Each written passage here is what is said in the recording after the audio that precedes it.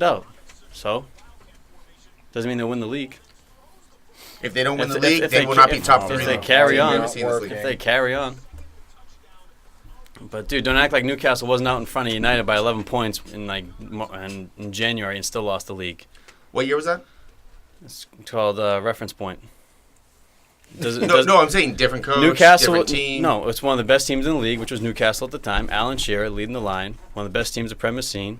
You know, different coach. Dude, we're talking about points here. That's strictly what we're going on. We're also talking about teams. We're also talking about probably, again, top 3 teams England has ever seen. I know that, but don't.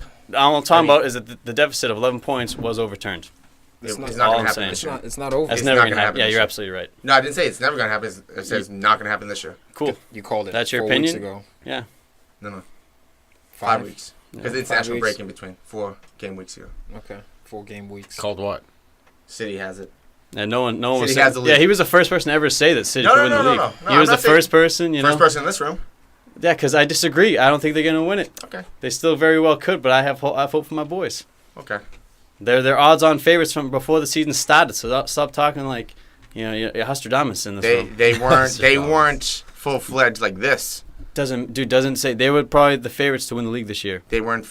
Depends on which pundit you're talking Anybody? about. Depends on which pundit you're talking about. But this year, look at the investments they made. This year, but not pundit-wise, not by this much. They'll probably finish the league with. All right, write this stuff down. 16 Write this stuff down so surprised. we can reference it. They're gonna finish. Come They're gonna win the games. league by 16 points. Manchester I City. could see it. I wouldn't be surprised if they. I would not be surprised if they win it by 20 points. That's fucking ridiculous, dude. That's the dumbest thing I've ever heard. No. 20 points? No. I'm not. I'm not Sir Alex saying they Ferguson will, managing the but team? I would not be surprised if they do. To 20 be points. I would fair, be. Huss did predict at the start of the season City would win the league. I had United, Tom had United, Fareed had Chelsea, and Al had United. Yeah, of course I had United. I did too. City. I mean, they're also missing the left back. Duff's doing good, but they're still missing the left back. One position, man. They just overhaul you in every other position. It's that simple. Yeah, and they're only going to get better. I mean. Yeah, probably. But injuries happen. Shit happens. They could have dropped points this weekend. They got a little good fortune. That's all it is, man. It's part of the game. It's an 8-point lead with still to play United twice. Still That's 2 wins. Still to play. That's 6 points right there for City. Oh, bad. Yeah, good. You set yourself up for that one. Set yourself up for that one. No, I didn't. You're in sixth place. Manchester's blue. You're in sixth place, Manchester's pal. blue. You're trying to talk shit. Oh, now we're switching. No, now we're see, switching because we're no, talking about see, City. You're United. becoming. Liverpool. No, I'm not. You're becoming a City fan trying to shit on United. No, that's exactly what you're doing. No, it's not about right becoming a City fan. I'm just seeing the points. Let's and, talk about the and points. it's going to be 6 points against United. Yes. The team that beat Spurs, drew Liverpool. Would you be surprised if City gets 6 points against United? What, 6 points? I would be Depends surprised. where. If they can come to Old Trafford, where we haven't lost since last May, we've won 1 goal against this season. They're going to come in here and beat us. They're going to beat us. In the world twice. United can beat everyone in the world once. It's a 2-off game. I said twice. Yeah, it's but a 2-off even game. It doesn't once. fucking matter. Yeah. Even once. Anyone can beat anybody. Enough, yeah. Yeah, but I won't be surprised if City takes 6 points. But that's no commitment, though, to say you won't be surprised. I won't be surprised It's like if, a half commitment. It's like, are they going to do it or not? Because I wouldn't be surprised at a lot of things. You know what I mean? But that's not a real commitment. I wouldn't be surprised if City won, but I'm not ready to say on match day 13. So when it does happen, I can't claim it like, you see, I told. No. So if you're gonna, he's waiting for the I told you. You live on the I told you so. You live on that shit. You live on. There's a better chance that City take 6 points than United taking 3. Yeah. Again. Yeah. Yeah, well, based on form. Based on form, sure. But do you think they will? That's what I'm saying. Commit. Obviously, you can state better chance and odds. It wouldn't be surprising. Yes, I agree. It wouldn't be surprising with the way City's playing. But I think they'll take 6 points? I say they take at least 4, probably 6. Okay. That's a commitment. That's better. That's a commitment. That's better than halfway. So if United wins, you can't backtrack and say, "Oh no, but I said I wouldn't be surprised," because we all agree we wouldn't be surprised. No, not at all. That's not a big statement over there. But 4-6, I like that shot, Hussey. You're stepping in. I like that shot. Finally owing what you're saying. It's not ridiculous. I always am. It just takes a while to get there. Whoa! Hot start to PFC 207. That was hot. I enjoyed that, guys. That was some passionate debate. Passionate fury. 13 games in, 20 games to play, 25 games to play. Well, Pogba's still going to get hurt again this year. What was with that leg injury, that muscle. Or 15 games to play, rather. As well. Yeah. There's guys. They got Mangala going to get hurt. You know, Mangala, Stones is out too. What was it? 6 weeks, you said? Yeah, so 5 weeks now. Yeah. Not a bad shout. I'll give company 5 more weeks. Let's open it up with Liverpool, Chelsea, the big game of the weekend. Ends in a 1-1 draw. Liverpool could have done something here. Could have made a statement for the league. But unfortunately, Willian had something to say about it. Ties it up late. Chips ahoy. Chips ahoy in the building, baby. What a game. This was results aside, this was a great game, end-to-end football. And Chelsea playing a little defensively this one, But it wasn't short of chances. And I think Chelsea had the better chances, despite all Liverpool's, foreplay with the ball. With no end result, Chelsea had the better chances in this game. They were more direct, Chelsea. Liverpool did dominate possession. And I thought, when we're bringing up the whole Brendan Rodgers-Klopp thing, I thought you could see Klopp's system at work, especially in the beginning of the game. Liverpool pressing very, very high, giving Chelsea some trouble. But again, you can't press all game. So when they couldn't press all game, they'd have to sit back. And essentially, in the beginning, they did a good job of staying organized. But as the game went on, Chelsea found ways to unlock them to be more threatening. I thought Chelsea started slow because they were playing against Qarabag in the Champions League. And they kind of built up towards that. So it was a definitely tight affair. Dude, speaking of Qarabag real quick, my main man, Willian, plays his role in 4 goals, scores 2, gives 2 assists against Qarabag in midweek. Coming in this week, no start for him. First sub, not Willian. Second sub, not Willian. Third sub in like the 78th minute, Willian. Comes on. 83rd minute, I'm sorry. 78th, that he was late. Warming up. And he scored the 85th. And he scores the 85th minute. Lucky goal, no doubt. I don't think he was going for chips. I think he was crossing it. But nonetheless, comes on, produces magic. Difference. What does this dude need to do to have a guaranteed starting position in this team? Yes, he has to leave this team. Well, if we're going to talk about that, let's talk about both lineups. First, we're a little surprised that Fabregas, Pedro, and Willian, one of the 3, I thought would have been starting. Dude, he started Danny Drinks and Conte. Dude, Conte got the team wrong, man. They came way too defensive. Why would you come that defensively? You have Conte and Bakayoko. You don't play Drinkwater too? It's a fucking waste. Put why? Fabregas in there. Let him play the ball. Dude. He came in and started playing the ball where Liverpool couldn't stop. Yeah, but Liverpool was already tired by then too. You have Bakayoko and Conte. Look, I heard Tom shout yesterday, and I agreed with it on the group chat when he said Fabregas, if he was in for this game, the result would have been Chelsea may have way scored different. first. Yeah. Dude, the more so I went back and watched the replay of this game, and the how do I say this? The pace of the game I don't think would have suited Fabregas. I think the pace of the Liverpool midfield was negated by having Danny Drinks, who worked very well next to Conte. Conte was getting beat a few times, but there was so much recovery and covering to sort of defend that first break in that line of pressure. But that's the thing. That's why you have Conte in there, is to help deal with that. And on top of that, you have Bakayoko as well. So, look, you can have 2 defensive-minded guys and Fabregas in there. My issue was that Fabregas scores a PK. He had set up like 2 assists prior to the Qarabag game. The man's feeling it. This to me was about team selection. And Mane, we know he's a little bit hurt and banged up. So, yes, I'm sure Liverpool fans were disappointed he didn't start, but we can see the logic behind that. Behind Willian, we don't see the logic. Behind Cesc, we don't really see the logic unless you're talking about you're playing away from home, you're playing at Anfield. But even then, Chelsea's been the more informed team.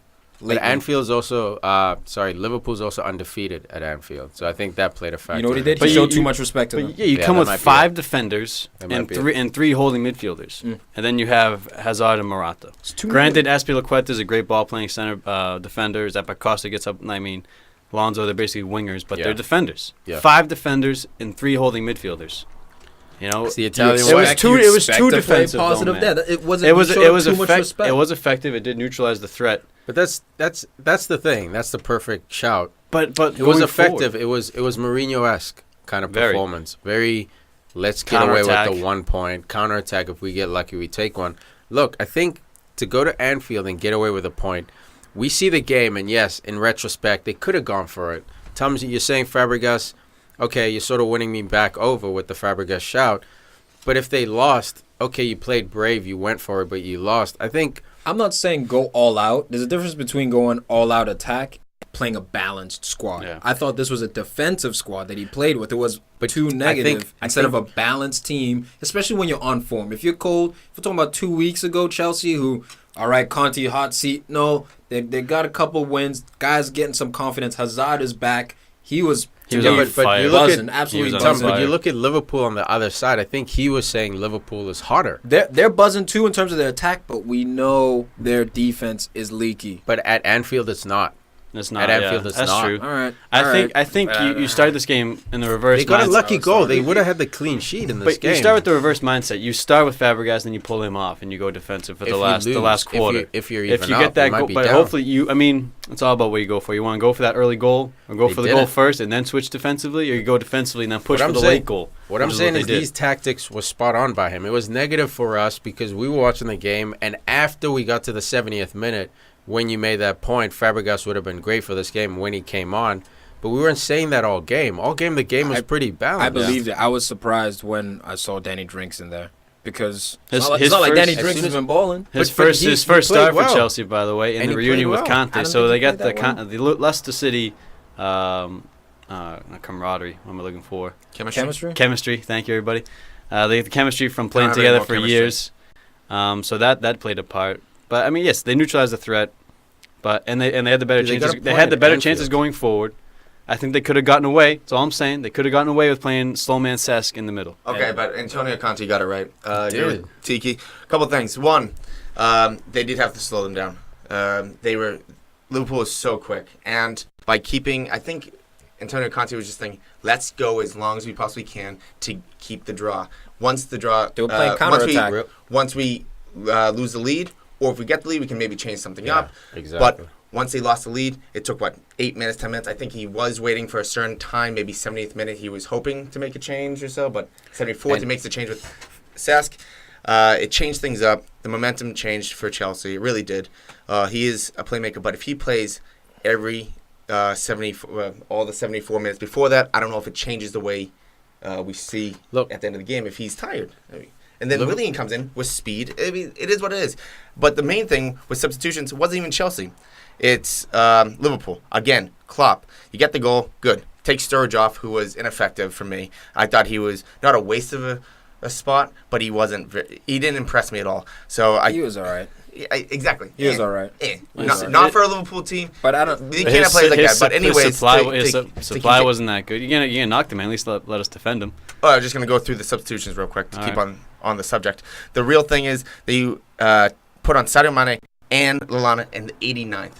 What are they gonna do? What are they gonna do in 3 minutes? Well, the same thing Willian could have done or did in 2 minutes, right? So Willian gets subbed on. He scores a goal in 2 minutes. So Klopp must be looking at it like, all right. If he can do it, I might as well throw my guys on too. It's a reactionary substitute, and I think that's why he did it. He was like, look, we're at home. We might as well go for it now. Plus, guys were tired. Coutinho was tired. I think the whole time Klopp was going for it, man, and I think that's what prompted Conte's tactics to sit back. Liverpool before this game had given up 1 goal, scored 13 in Anfield, and they put 4 past Arsenal, a team that's very attacking, very forward-thinking.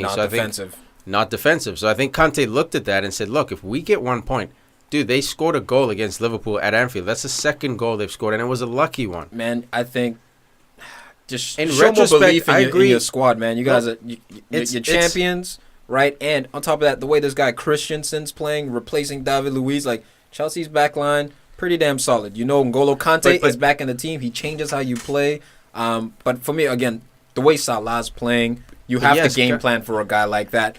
I think he was also game planning for Sadio Mane, but Alex Oxlade-Chamberlain got the start and was effective. And you know what? I think if Mane's on the pitch, then Conte's tactics would have made even more sense. 100%. Because I think before you know the team lineup, you're thinking, okay, I got to double Mane at the very least. I got to double Salah at the least. Coutinho, maybe if he's playing hot, I got to double him. Yeah. Firmino, I got to maybe double him, but keep an eye on him. So you got 4 guys right there. And then never mind like Weege if he's feeling buzzy.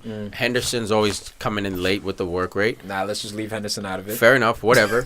Either way, so I'm thinking, he's thinking I have all these attacks. They've given up only 1 goal. Let me start this lineup.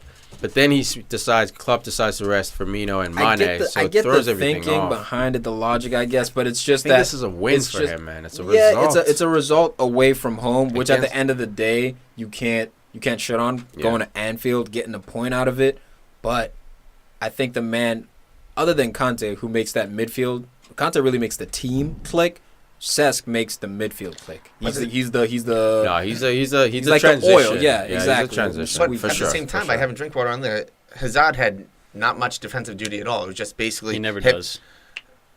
If Cesc is in there, but that's the problem. That's why Cesc is not in there. If Cesc was in there, I believe Hazard would have had come back more often. And they got plenty of chances even when Cesc was out of the game. So don't make it seem like they were sitting back the whole time. They had plenty of chances, and that's a big thing. They were direct chances. But the big thing is Chelsea, when they missed close. When Liverpool missed, they missed horrendously. They hit it for like throw-ins almost. I mean, the shootings, it was horrendous. It was a lucky bounce. So Salah got the ball right there. Great finish. So you can't really Alex say that Oxlade-Chamberlain assist. You can't really say that Chelsea was the only team to get lucky. It was fortunate. It wasn't as lucky as Williams, but it was fortunate that bounced in that area. There's a lot of forgives that happened throughout this weekend. All this this game right here, this draw happens because of last Tuesday, Champions League. If Sevilla does not come back, if Liverpool do not let Sevilla back in the game, Salah and or Mane come off the field. If they can get the victory, Mane starts this game because he is rest. I think that all traces back to your defense, though, in the transfer window and not addressing it. Because we go all the way back. Remember the question I posed, can Liverpool see out a 1-0 lead? No. Yeah. You cannot see out a lead. You can't see out a 3-0 lead. So how are you going to see out a 1-0 lead over a Chelsea team? You guys can score. No one questions that. But this will be your downfall.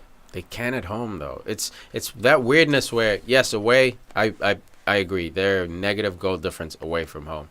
But at home, I don't know what it is. It's just that mental weakness. I agree with you. They need defense. But in this game, even that Chelsea goal was lucky, man. It was lucky as hell. They could have seen it up. Were you surprised? It's one of those things. I was surprised at Anfield. I knew Chelsea was going to get back into it. I was surprised at Anfield. I had no doubt. I was like, okay, they're not going to keep a clean sheet this game. I had no doubt. I was like, I knew they're going to concede. I don't know how. I don't know when. If it's lucky or not, I would put money that, yes, Liverpool will concede this game because I don't trust their defense. Like you're saying, maybe at home, not maybe, definitely at home, they don't concede a lot of goals. But as long as you have that streak in you where you cannot close out a game, no one will believe in your defense, man. That's just the truth. I mean, again, their home is really not that bad. They're only two. They've only let up 2 more goals. 2. They had 1 goal. Than Arsenal. Yeah. I mean, it is what it is.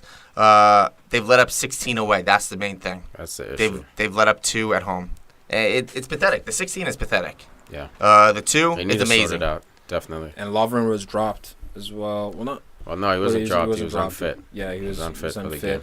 But again, I mean, Gomez playing right back still impresses.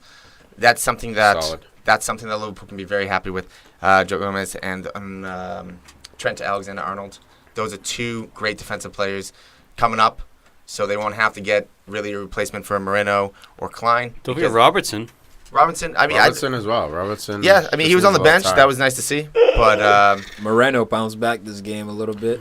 And stop hating on this dude. So just don't play him against Sevilla. That's twice he's burned you in the Europa final and now in the Champions League. Don't play Moreno against Sevilla. All that hoodoo stuff. No, that's real stuff. Klopp even said he saw like the Sevilla players embracing him as if he was like a long lost family or a cousin or something like that. And he's right there. You should have known this guy was a fraud. I think I would have liked to see Firmino enter the game at some point. I know Lallana went on. Of course you would have. You know why? Also, guys, the game's on Tuesday and Wednesday this week. So you know for damn sure Mane and Firmino are starting next game. So they get 3 games in 7 days. So that was the tactic. That's why a lot of these teams also rested some of their biggest stars or didn't start certain players because they know schedule, man. Tuesday and Saturday there's a quick turnaround. It's insane. Well, there was also a confrontation between Mane and Klopp at the end of the game.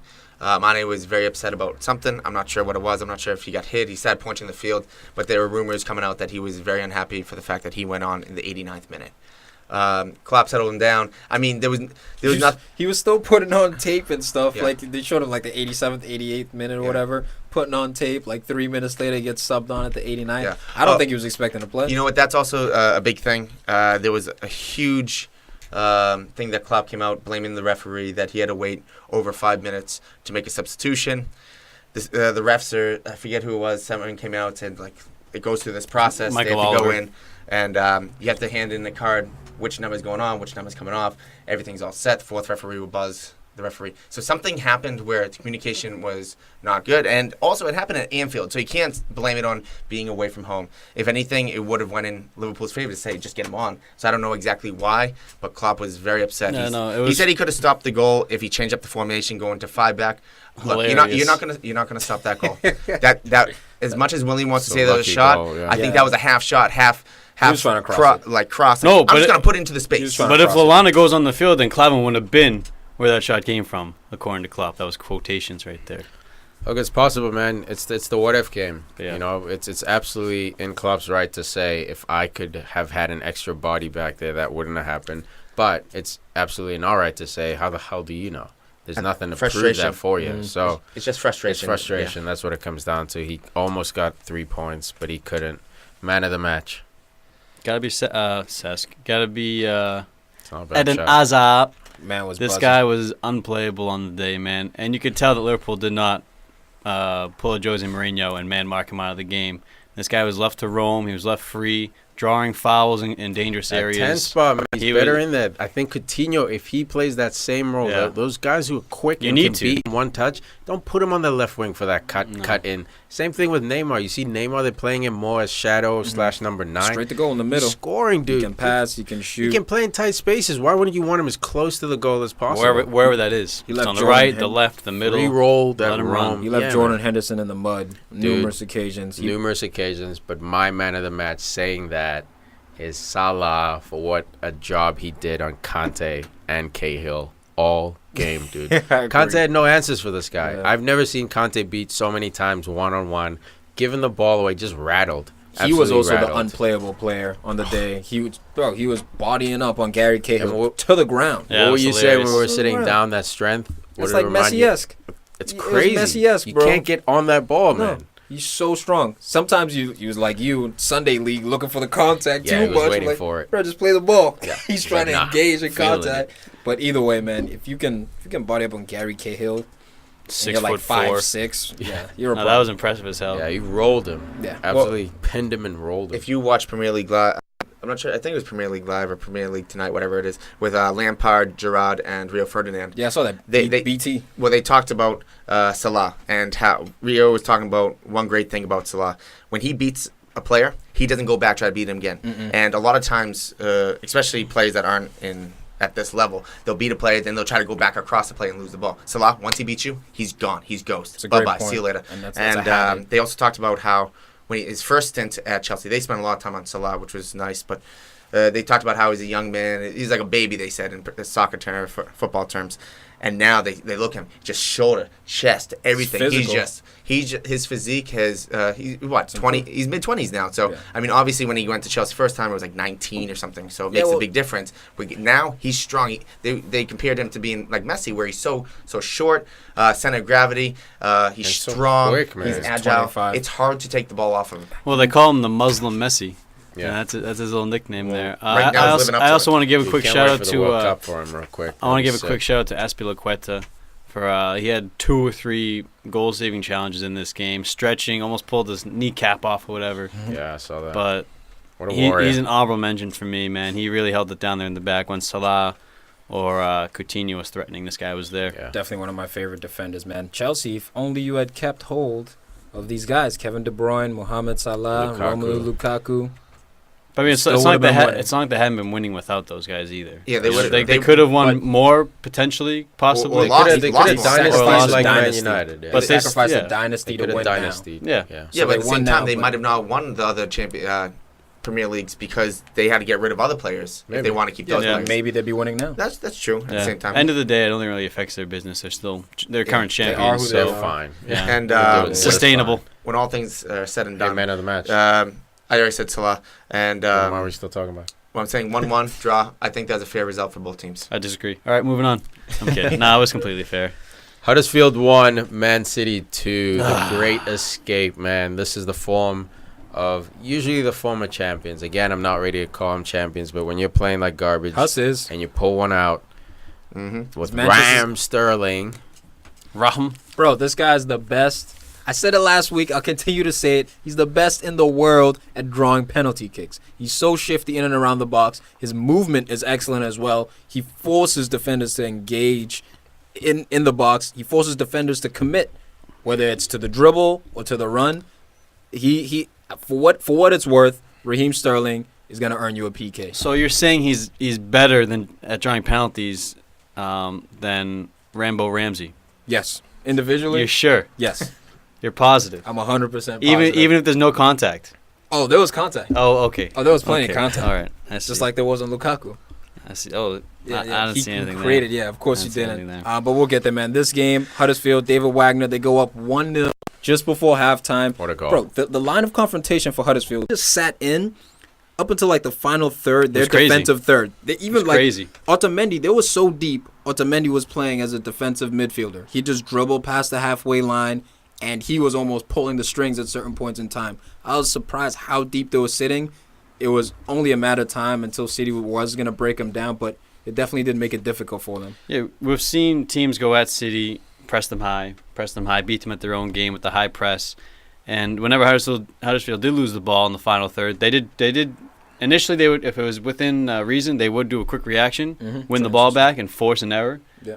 But time and again, they would just drop off completely. Just defense, and everyone just run back. Yeah. You guys can bring. I've never seen that clear direction of just let them come. And it was working. Just back up, and it did work. It was working first half. And again, this is a tactic, in my opinion, that doesn't work all game, man. Not against a team of this quality and this magnitude. You may be able to hold them off. Yes, they were fortunate. The Otamendi conceding the own goal. And, I think all of us in this room were kind of hoping Man City would suffer their first loss. But right out of the half, Raheem Sterling draws a penalty kick. Literally, so stupid, man. I don't know what Pep said. So stupid. This was a legitimate PK. No arguments over here. And Aguero just so cool with the finish. Just waited until the last second, watched the goalie, and just slotted it to the side. When it comes down to it, it's just frustrating. If you're his teammate, any of the Huddersfield's players, first, you're out of position. I know Sterling made a great move. He touched the ball pretty far. The goalie, I think he could have came out and got the ball. I don't think he was, but I think he could have challenged that ball on Sterling, even if the defense doesn't touch him. There was also another PK shout for Sterling with a 2 goalie. seconds later. He touched the ball around the goalie. Goalie did hit him. Yeah, but he did hit him. I'm okay with no call for that. I'm fine with that too. But when it comes down to it, the big thing as coaches, you have to tell the players 5 minutes before or after big stoppages, goals, beginning of game, halftime, end of game. I mean, this happened. They're on the heels. The left back or whoever, I think it was left back. I forget who it was. Malone. Exactly. Yeah. You know what? He wasn't ready. He was on his heels. I don't know what he was doing during halftime. You could be on your toes for Raheem Sterling. Yeah, right. That speed and movement. It's not just. But don't hold it back. Give your goalie a chance. Because the minute that you touch him, he goes down, and it's a penalty. I get it. It was a stupid foul. I 100% understand and agree with what you're saying. But what you need to understand is his movement creates that. I fully understand. He has some of the best movement that we see in Europe. No, but you're right, too. Coming out of halftime, they were switched off. He was definitely... Man, was it switched off? 5 minutes, dude. Was it switched off, or was it just Man City being Man City? Yeah, he got beat. Both. He got beat, but man, it's frustrating as a neutral, or as not so much a neutral, as someone who's rooting for Huddersfield in this game. I mean, just to give him that opportunity to level the game that early. Because it's 45 minutes, boys. Hold him for 45 more minutes.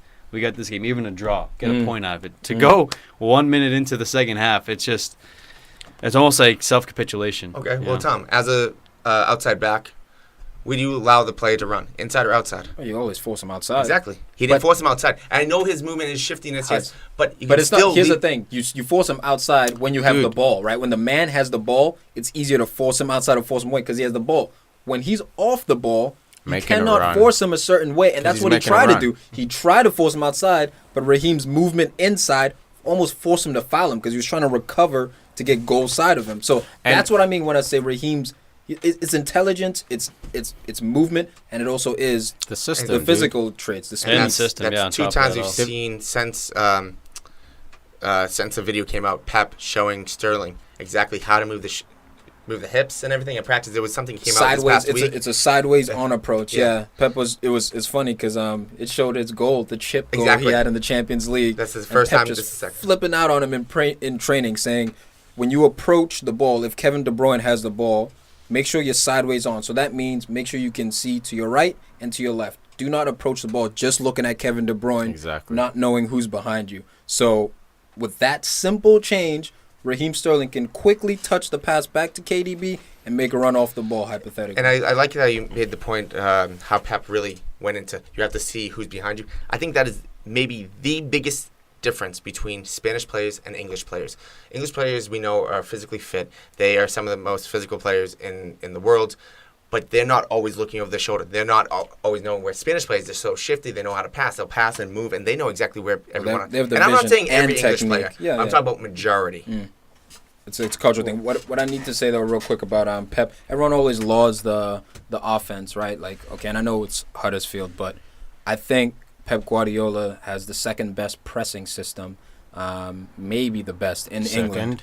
In England, yeah. Well, it's very close. It's very close to being the best. But again, I need to see it against better competition, And I mean, the record, the wins, the amount of wins that they've been able to collect makes it just the alter. I don't understand why you're saying who's first. I just don't want to give him his credit, man. That's I don't want to. I don't want to give him. They're breaking records left and right. They're gonna probably score the most goals in the Prem. It's reminiscent They won today, of that which means it's the team. best start English Premier League history. Fergie, I love you, you're the man. His teams have never started like this, even with CR7 in there. It's just the best system in the world, man. It's the best. Defensively, they're not giving anything up. Yeah, it's 3 seconds or less, right? So what that means essentially is, after you've given the ball away, after you've given possession away, you have to try win the ball within that 3 seconds or less. And that creates a mentality for every single player to press up the field. You win the ball in higher parts of the field, leading to more goals. And you do it in training, too. Every time you see that small-sided stuff, watch Pep's small-sided soccer games. These guys are moving the ball like, what's that called? Not ping pong, the... Foosball. No, the one where you pinball, dude. Okay. The ball's just bouncing everywhere. Everyone's going one touch. The grass is slick. Because that's what he does, man. It's like when we're in possession, we're moving the ball fast. Just in case they do the 3-second press. When we lose the ball, we're doing the 3-second press. That's and it's unbeatable, man, when you have the right quality players, which he's managed to amass. And it's crazy. I think he has the quality. I still think Klopp's system is very effective. He just doesn't have the quality there to execute it all Exactly. the way. That's the big thing I was just going to get into with Pep. We always talk about how Pep needs the best players in the world. Yeah. He needs to have the best players in the world to be the best, because last year we saw him not have the best players in the world, and it was a bit shaky. Yeah. When that comes down to it, though, Pep, as a manager, youth, experienced players, he's great with every type of player. Klopp, Poch, and Pep are probably the best at developing young players in the league right now. Yeah. But at the same time, just getting that that philosophy over to the older, more experienced players. Pep's really good with Jose. Probably those two are the best at Everyone's that. Bought in. But Pep is kind of in both areas. He's really good with the elders and the new kids. And he's not good with the defense. But look how Sané, De Bruyne, Jesus, Sterling, every one of them, Stones. Yeah, we're talking about defense. Look how he's developed in 1 year. Yeah, as far as playing the ball out of the back or as defending. Both, dude. Both. He's doing it out. And look at Otamendi. He was always shaky, especially in this room. Very suspicious. Now he's staying on the field while company comes off, and he's doing the job. Pep's always had both, man. His style might not look like it focuses on defense, but even that 3-second press is a form of defense, and your 2 center backs have to be wise to that. And you never look at a Pep team and you're like, the weakness in the defense. You might say that just out of default because you need to find a weakness, but he's very defensively organized as well. Well, when it comes down to it, there's some documentaries about him. I watched a full day worth of Pep documentaries last year when he came to the EPL.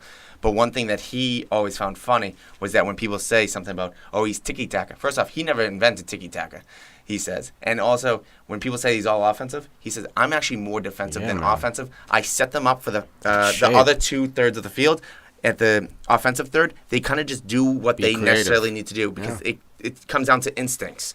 You can prep people, but instincts when there's a famous theory on Review. Where you said it comes down to his shape, man. That shape. So it's not necessarily, hey, one-on-one defenders, you got to win. But when we lose the ball, we take on the shape that makes us very hard to break down, and we're all physically fit, so we can win the ball very quickly. And if you look at some of the trainings, he actually has certain fields lined in certain boxes where players, people have to stay in this area. Yeah, you saw an example. You have to trust your own team. Yeah, Sane just stayed wide at that left body. At no point does he drift inside. Never. Even when the ball's all the way on the right side, you know when he drifts, stays wide. When De Bruyne has it and he's that switch is on. Yeah. That's when he cuts inside because he started from wide. De Bruyne therefore can play it into space. The fullback unfortunately has to turn his hips or sometimes even turn 180 degrees to chase the ball. And there's no way you're gonna stop Sane because why? He's hip on, right? Look, the system is flawless. You just need 250 million to execute. Agreed. Yeah, that's the thing. Flawless. It's like Beethoven. It's flawless because flawless. You just look. Need, it's you just never know where to hit him and when to hit him. Look, it's on the counter, on the transition. I think the system's flawless, but players have flaws. Exactly. You're talking the about actual philosophy, system, you're if talking they about can theoretical. play it like robots, it's the best way to play football. Yeah, it's the best way to play football. You say hit him with the counter, but you have Otamendi back there, Company, Stone, depending on who's there. But you also have to get around Fernandinho. He's always hovering in the middle. And the new Casemiro. Yeah, just like that. They're playing the same type of role where if you can get by him, then you have to get by Stones, Otamendi, Company. And by that time, you have wingers that can jet back. You have Walker, who's one of the fastest players in England. And then you also have Sane and Sterling that can jet back and help out if you need. So it'd be very tough to counter on these guys. The odd thing about this game, though, is Kevin De Bruyne, to me, was a little bit off this game. I don't know, his decisions were a little bit, so he has to be fatigued, right? Fantasy-wise, he's killing me. His decisions were a little bit slower than usual. Usually he's doing a lot of one-touch type of things. Buzzing. Yeah, he wasn't. A lot of missed tackles, I feel. Tackles, he just was a notch down. I think the fatigue is building up. He's literally playing a young every kid. game. Yeah, mentally also to be switched on. He's a young kid anymore. Nah, dude, De Bruyne still has many years ahead of him. By young kid, I mean he's like in his prime. Like I don't think so. I think he's on his way up. I think we're starting to see him escalate. It's he's like 26 2 years ago. Yeah, so mid-20s. So I think by 28, 29, we'll see prime De Bruyne. Not even, man. This year, next year. I think his prime's going to last for a long time. It's mental. I think it's one of those. He'll get better, but look at Steven Gerrard winning the Champions League in 2005. He was like 24, 25. He won that Champions League for them by himself. Between last gasp goals in the group stage to get them to the knockout round. So I'd say scoring in the finals. That was his prime then. But he was in that prime zone for like 5-6 years. I'd say his prime was from 24 to like 29, 30. Even in 30, 31, Gerrard was still that's a different situation because Liverpool lost a lot of good players. And the downfall started happening when you get rid of Mascherano and Xabi Alonso. Primes. We're just talking about players. But I'm saying his prime would have been longer if those two players were with him. Potentially. No, his personal prime, his ability, Look, for me, when he's priming, he'll be able to hold it together for 38 games. Last year he got injured, but he also took a nap. So can I call that his prime? No. This year he started off hot. I love the high expectations. He was top assist leader last year. That's a good shot. You know what I mean? So that's why I'm looking at it like, okay, like it's begun. And when he was at Chelsea and stuff, like for sure it's begun, but I'm saying like he hasn't. He's ascending, so therefore he hasn't hit the apex. He's not priming yet. He has not hit the apex. Yeah, he's definitely fucking on his way. One thing that is going to help out Man City with Pep being there is that way back Rio was even talking about, not to talk about Ferdinand all the time, but he was talking about how, when they played Barcelona, they basically could not touch them. It's not when you're a defender, you want to body up somebody. Quick.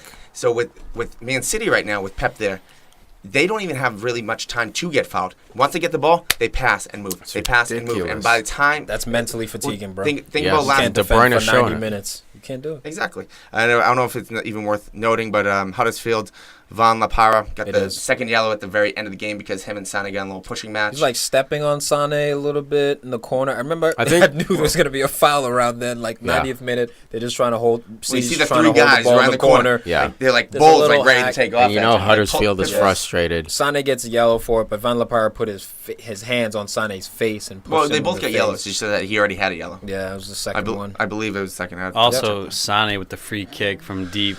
rattling the crossbar, man. That would have been nice, man. fancy ducats. That would have been so nice. But that left foot, man, is so multi-capable. What the hell, man? What is with these kids coming through with their freaking crazy-ass power free kicks? You got Rashford, who's got a foot like a 29-year-old. Yeah. Like, what the hell? But I was also, it's amazing. I was a little surprised that Aguero did. I was surprised that Aguero started and Jesus didn't, because Aguero played majority of the minutes midweek. I know that midweek's going to happen again, but you also saw when Jesus came on the field, things changed. He's the one that created that chance for that second goal. For Raheem to get that lucky-ass knee goal, man. Jesus, I believe it was like a sliding shot. It deflected, and then Sterling was able to put it every time. But that's that energy to follow, to have faith. Because if he doesn't make that run to chase whatever rebound he thinks he might get, he doesn't get that ball. And he made his luck. He made his luck, man. He made his luck. Oh, that reminded me too. Switched on. You talked about how you got Jesus in FIFA Ultimate Team. Yeah. Look, I'm telling you right now, hold on to that and compare the prices, because I just saw him go for 51,000. Yeah, got him for free in a nice little FET pack. Yo, we need to do an Ultimate Team episode. Okay. For the guys out there, PFC guys out there. I've been going crazy the last 2 days just because I got a little system. I can get people on cheap. Yeah, and then I think I've sold like 65 players in like 24 hours. That's dope, man. Hustling over there. Yeah, I showed up to my house. Like human trafficking? What's going on? I got this little system. I don't know. I can only fit the 50 cards, 50 players right now in the transfer. And I came back to my house yesterday in between something I forget what. I looked. I'm like, what the hell? I had like 150,000 in coins. I was like, all right, let's buy like let's buy like 150 players. I love it. All right, back to the realness. Man of the match for this one. I'm gonna have to say Raheem Sterling. Raheem. Yeah, it has to be, man. If he's not on the field, both those goals probably don't happen. Well, they probably happen for someone else, but yeah, I mean, if they call that extra penalty for the goalie, he could be very well getting 2 assists and a goal fantasy wise. But he don't you wish you kept him? We had no choice except giving a 20-year-old 160,000. Might have been worth it. No. I think he's worth 200 today. No, I'm totally. No, you had the money. You had the money. I'm totally. You don't believe in him like they. No, first off, I was totally cool with giving the money because look, people who are making no. I'm all for giving money because look, these owners are making how much money a year, and they're worried about giving somebody an extra $3 million a year. I have Raheem Sterling also rounded out. Love it. This guy's the man. Man United 1, Brighton 0. Game of the weekend. Other side of Manchester. Game of the weekend. Getting it done. Yeah, in the words. Fugazi game of the weekend here. A golazo by Ashley Young. Ashley Young doing it. Jump to that. Best goal of the year. Okazaki has the best goal of the year. Does he? I don't even know. I'm just saying that he does. You guys should have started how you finished against this team. All-out attack. Ibra, Lukaku, Rashford, Martial. Dude. Going hard. The shape. We just talked about Pep, how he forces Sane and Sterling, his wingers, to literally have their heels on the touchline. Nowadays, that's used as a figure of speech. Pep uses it literally. You have Martial and Rashford. He decides to go 4-4-2. That's fine, but he puts Mata out wide. Rashford was kind of playing next to Lukaku, cutting in a lot. That makes no sense. Don't understand why it's not Martial hug the left side of the field. Rashford hug the right side of the field. Open the middle up. Every time Brighton lost the ball, they would drop guys and pack the middle. Yeah. And what was United doing? Trying to force it into Lukaku, whose touch is suspect at times. Love the dude. Suspect touch in tight spaces. I think he'll develop over time. It's like it's like he was trying to play like two forwards almost with him and Rashford playing closer together. But Rashford was the number 10. And, I mean, we've played Martial and Lukaku and Rashford before, but as a trident. You know? Lukaku down the middle. And then those two boys on the wings. And then Mata in the middle. Or it's been Mkhitaryan in the middle. Yes. Before, which hasn't been working. Should have put Mata there. Give him a chance. Play the number 10. I don't understand, man. Everything's through the middle, and I know we're trying to use the wing-back system where Ashley Young and Valencia are the ones crossing the balls, so you're trying to go numbers up in the middle. But the problem is the players we have, they're not quite ready for tight space. I think Martial can play well in tight spaces, but I don't think he can unlock a defense with 2 touches in tight space. I think he's a guy who receives the ball, crazy turn, quick 1-2, then goal. Versus like having a Mata or Mkhitaryan, like a type of like Ozil, like a string puller in that position who doesn't necessarily need to turn and dribble, but can unlock a defense with a flick. I think Mata is that guy. I just don't think he was put in the perfect position from the start. And I think he has lost a touch of confidence. He has under Jose, and there was some there last year, but it's this year he's lost confidence. And Mkhitaryan in the last few games, and Jose no confidence in his way that he always does, that one way or the highway, calls Mkhitaryan out, saying every game he's been getting worse and worse. Now there's certain players who step up for that. It's true, dude. There's no. If you're not about this life, man, then leave. If you can't cut it United, if you can't be a perennial performer, then you shouldn't be at the club. Why can't you say that in the locker room and leave it there, or in the office and leave it there? Why do we need to hear that? I don't think it was harsh criticism. It is, dude. It was just standard criticism. Public, but it's public, man. Imagine you having a battle with your loved one Ain't no love. in private, and she calls you out in public. Every player is different. Certain players will react to that. Martial was on the fence. Pogba might not. You don't know, like, his personality. I think Pogba will, because last year Zlatan will. Taking slight jabs. Zlatan will. Zlatan's a guy who you can criticize publicly.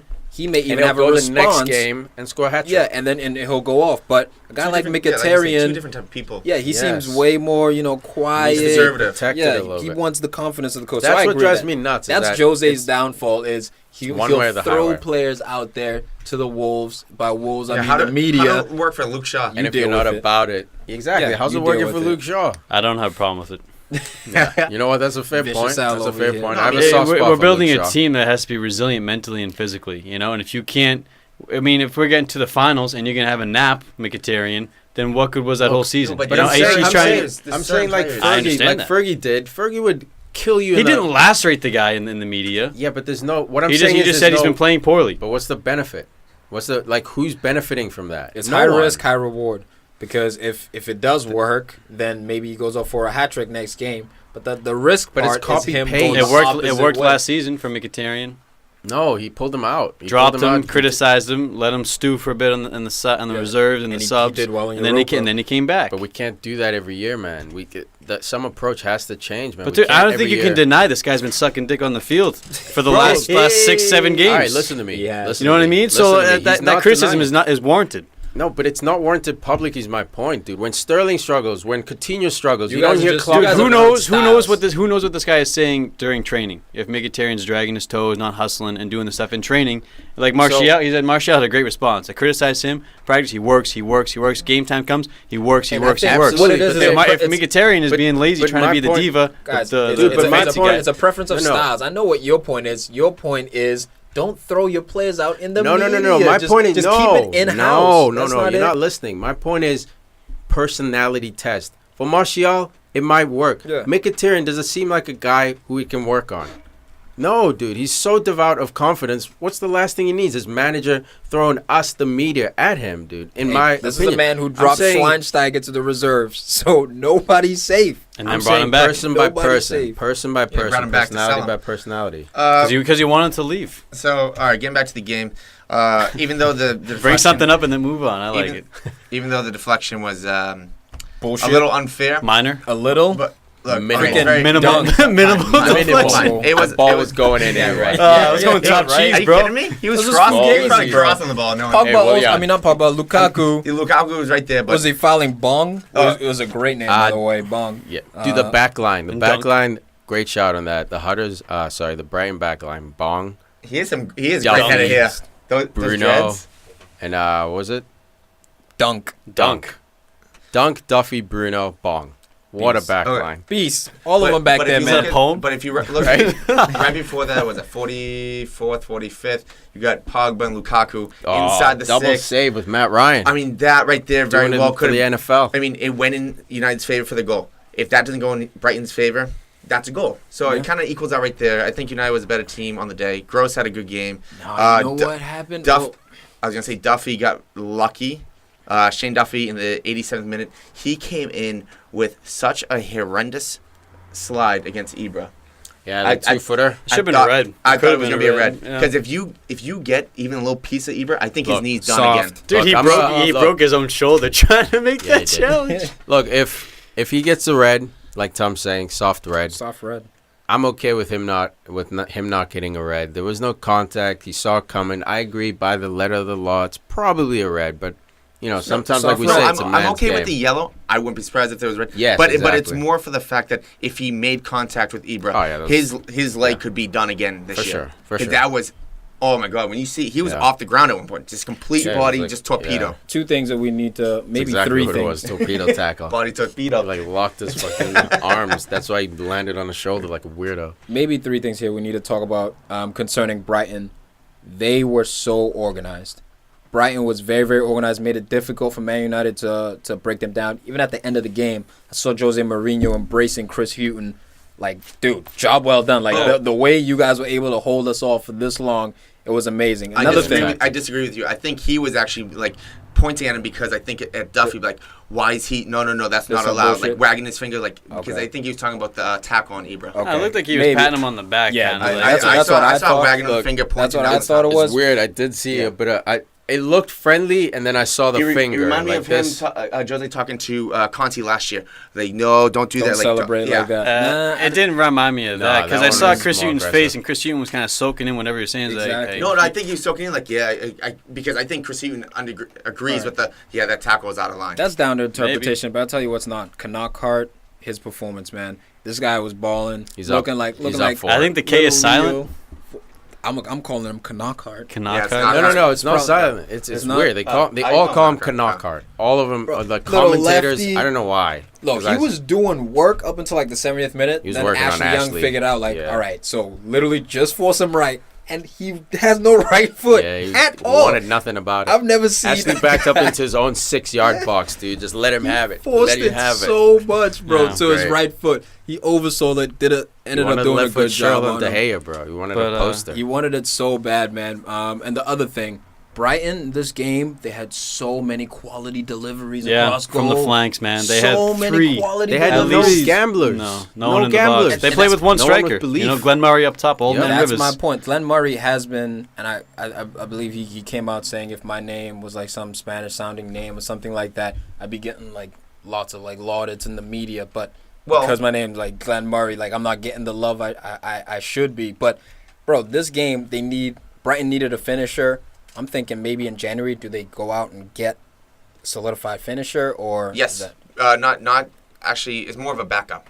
Yeah, because the quality and service was there. Because Murray, I mean, just to stay on him for a moment, Crystal Palace. I forget it was I forget exactly who it was. He was in some sort of operations of the transfers, but he was saying that he regretted listening to people about selling Murray because he he really wished that he was on Palace right now. I mean, they also would have saved $30 million by not getting Benteke. With Murray, it's not just that he can finish the ball. It's just that he's a force. Like, he does not back down from anyone. So he's a great person to have in the middle when you have Gross, Knockhart, March, all those guys delivering the ball. It was a great challenge for Lindelof to deal with the physicality of Glenn Murray because Glenn was trying to post up on him, bully him, body him. And our weakest defensive pairing, I think, is Smalling and Lindelof. I'd much rather have Rojo in there if he was fit. Love Rojo. Obviously love Bailly and Jonesy. That's like the dynamite pairing. I think Rojo's gonna be bled into that three-piece defense right there. But Lindelof, man, stood the challenge. Didn't get beat for pace. His positioning was good because he's not the fastest. But yeah, one of the best slide tackles of the season so far. I love those. Crunched him. And United didn't put the ball out, which was fine. And anyone who has criticism about that, the dude, it wasn't Knockhart, or was it Knockhart? Who got destroyed? Who got destroyed? Yeah, Knockhart. Was it Knockhart? Yeah. He's up, and he was fine the rest of the game. He played the rest of the game, wasn't injured. Look, that whole kicking out of bounds thing. Yeah. Dude, if you're leading, okay, I say it's a gentlemanly thing to do. You don't have to do it. But he was fine in the end. If you're 0-0 or losing, don't kick that ball out. Hell no. Screw your sportsmanship. Win the game. If that guy wants to rile around, and it's up to the ref to judge. Okay, if the dude's leg is hanging off, the ref should be responsible enough to blow the whistle. Someone on Man United was hurt, if I'm correct. Well, that was revenge. I think that was revenge. They were like, all right, you didn't kick it out for us, so we're not. Well, we didn't give the ball back that time either. Dude, I love that too, dude. They kicked the ball out for that guy to get help. And then Valencia throws it into Pogba. Pogba's like, hell no. Hell no. Dude, it was great, man. I love to see that stuff. I know people with sportsmanship. Man, these guys are playing for not the place. This is work. Millions. We're at work here. This isn't for play. This is professional. This is professional work. You're not trying to teach lessons to kids. There are millions be a on the better line. role model for your You're not trying kids. to teach Don't ask lessons to Pogba to be a better role model. Be more like Luis Suarez, right? Bite people, use your hands. And dude, real quick to wrap up, more like Eric Cantona. Kick people. That's what Evra. Patrice more Evra. like Evra. Yeah. Well, yeah, another United guy. Wait, real quick, the Chris Hughton Mourinho thing, it was positive. I just looked it up. Dude. Thank you. Congratulated. You can't read body language for shit, Huss. Yes, bro. Yes, you can. Clearly you can't. Based off what just came out. Because his Tiki finger here. went like it. I think he was like, yo, we got You like that was a motherfucker. hell of a You yeah. It almost was got one of us. those, man. And going back to that, man, Brighton didn't play midweek. They had 10 days to prepare for this game. 10 days of solid breaking down analysis how we're going to beat United. No, so versus United. This is why it's so tough in the organized. EPL, man. You're going to go, I mean, in any league, really, when you're playing Champions League, and then you're coming back, facing a team that has 10 days off. They've been game planning for you for 10 days you're Man straight. United. They've been game planning for and you we're since they were tied. 10 Dude, they years play old. for their lives. You come to Old Trafford, you play for your life. Absolutely. Like it's on the line. Your career. And that's why these games are so tough, man. 1-0 could have been more for us. They could have had a goal themselves, but hey, it's EPL. West Ham didn't play like that. Not everyone plays like that, especially at a place like Old Trafford. Some people cower, and that's why I think he was getting major props because they actually went for the win. It was just no finisher at the end of those At some point, they were deliveries. dominating. United was pinned late in the game. crazy. I was like, how do you see out a game like this? You don't see City doing this. But you Chelsea. still saw it out. Absolutely. And look, And I had confidence that you'd see it out. Me too. And that went down as an own goal, by the way, for Dunk, not Ashley. And even though United lost to Chelsea way back and Basel, Phil Jones, Bali coming back, he's starting to get the defense reinforced. They didn't do horrible without those guys, so they hunkered down. They still got most of the points that they could have. It's just for United's sake, too bad they weren't able to get at least a draw against Chelsea. Yeah. Yeah, absolutely. Man of the match. Shouldn't have lost My man of the match is Paul Huddersfield. Pogba because as soon as he was subbed out of the game, this game changed. The Man United midfield, I mean, there's a problem there. Yeah, Brighton switched. But on top of that, when Pogba is playing, him and whoever's in there with him, they have to give Matic more defensive cover. They were leaving it all to Matic throughout this game, which is why they also struggled. Pogba stayed in. He was going to come out. He was going to come out, but Rashford went down. Probably with an ankle thing, trying to make that shot. Because we need Pogba. We can't let him be playing 90 minutes so early. So he should have been coming out. But it was. Well, no. I mean, it was with the injury. It was we only one sub left. He was coming off. Yeah, we had no choice. Which means he might not start next game midweek. I think we play Watford. Should be able to actually. Watford just play him. Just play him. We got to keep playing him. Dude, have no choice. I don't know, man. But yeah, he has to do then more defensive work for Matic. Yeah. I agree. It was two. It was actually, the gap between defense and Matic was mainly by himself. You know what the problem was that 4-4-2 because your number's down in the middle, which is why I always criticize the 4-4-2. Unless you have the second forward who's going to drop in like a midfielder, your number's down. So Brighton was having so much joy because it was just Pogba and Matic. Mata couldn't cut in because they needed to leave the space for their winger or fullback. Lukaku had to track back at some point when Lukaku did track back. When Rashford went down injured, man, he ran 70 yards and made a side tackle. He busted his ass this game. No, he did, Lukaku's lazy shit. There's none of that crap. None of that crap whatsoever. All right, I'm going to give it to Pogba. I got Ashley Young. This guy was tormenting Knockhart and Bruno down the left, cutting in between. This guy looks like he's 21 years old again, playing for Watford. You know. Yeah, you see the little scoop he did? I was like, wow, scoop. rewinding the clock. But we wouldn't have to go without him. So he had a shot before that too on the left peg. I love it. I love the attacking fullbacks. Is that belief, man? It's that experience. When they say experience, is Ashley Young the best left back? Is he even a left back? Probably not. But it was like Milner last year for Liverpool. Just having that experienced guy to cover a position, to be on the pitch. Let's just quietly do his job. We're playing against Brighton. No, all season. I'm talking all season, Tom. Has Ashley Young brought something to the Man United backline? Yes. He has, bro. He absolutely has. My man of the match, you might call me a little biased, Pascal Gross. He played he lost. Yeah, but he still played outstanding. He lost. He's passing. Look, when it comes down... No. He had two good passes, almost had a goal-scoring chance. United won because of a lucky goal. Pulling up a read right here. No. Don't make it seem like... Leave it out. No. Hey, get him, Huss. Just by the stats, Pogba had the most, but 7.6. Pascal Gross had 7.5. So don't make it seem like he didn't have a good game. I didn't say he had a bad game. You're also going to Old Trafford. I never said he had a bad game. You're going away with a newly promoted team, and you perform like that. He had 2 shots. He's passing at 90%. Very defensive.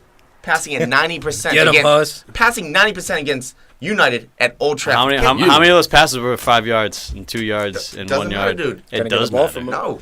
Dude, the guy played well. Yeah, I never said he played poorly. He did play well. I will 100% agree with that statement. He played great. He almost unlocked the defense on United. Yes, but he lost. If Ashley Young didn't have that lucky goal, it would be a draw, and he would have to be the man of the match by everybody. He would have to be? Yes. But now we're talking about ifs and maybes, and they lost. I'll do it. That's fine. We're in the sunken place right now.